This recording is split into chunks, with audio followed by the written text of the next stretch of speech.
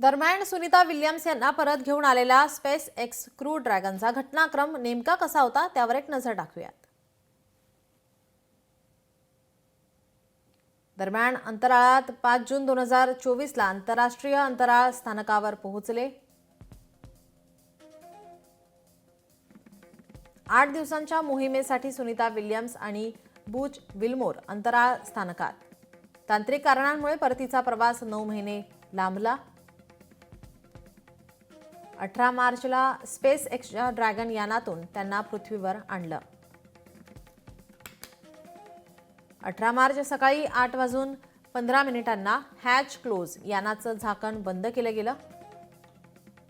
18 मार्च सकाळी 10:35 undocking ISS. तर 19 मार्च पहाटे 2:41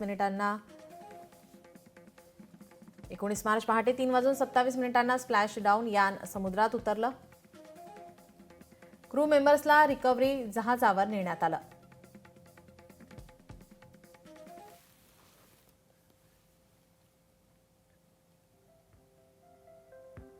दरम्यान अंतराळात 9 महिने सुनीता विल्यम्स यांनी काय काम केलं त्यावर एक नजर टाकूयात ग्राफिक्सच्या माध्यमातून.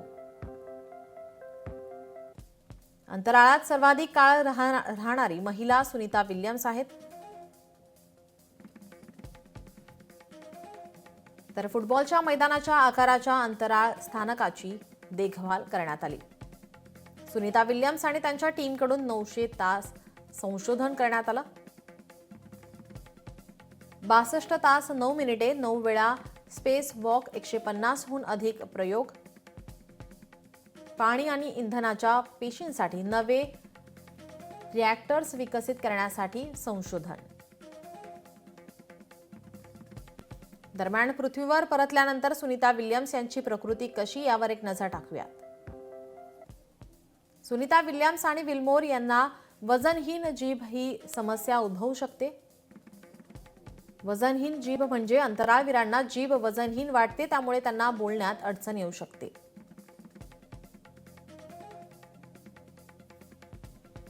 अंतराळात दीर्घकाळ राहण्यामुळे आता स्पेस ॲनिमिया ही समस्या होऊ शकते.